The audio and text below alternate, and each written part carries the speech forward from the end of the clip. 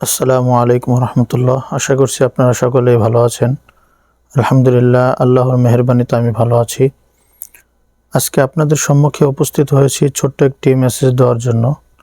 আমরা সকলেই অবগত আছি, আমাদের সামনে একটি বিজাতীয় সংস্কৃতি 31st নাইট। তো এই দিনকে ঘিরে আমরা মুসলমানরা অনেকেই উৎসব পালন করে থাকি। আদৌ ইসলাম এই অনুষ্ঠানকে, এই কর্মকাণ্ডকে সমর্থন করে কিনা এই বিষয়ে আমাদের জানা দরকার। আমি খুবই সংক্ষিপ্ত আকারে আপনাদের সম্মুখে উপস্থাপন করছি।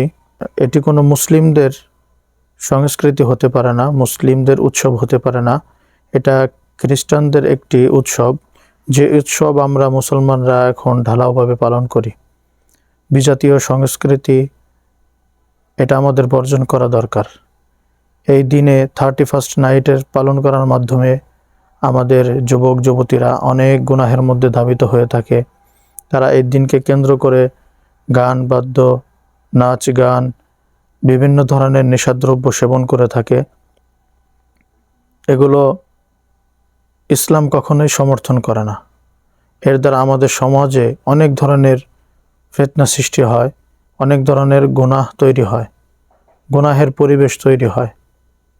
এজন্য আমাদের উচিত এই গুনাহ থেকে আমাদের নিজেদের বাঁচা এবং আমাদের বন্ধুবান্ধব, আত্মীয় স্বজন, ছেলে মেয়ে সকলকে বাঁচিয়ে রাখা।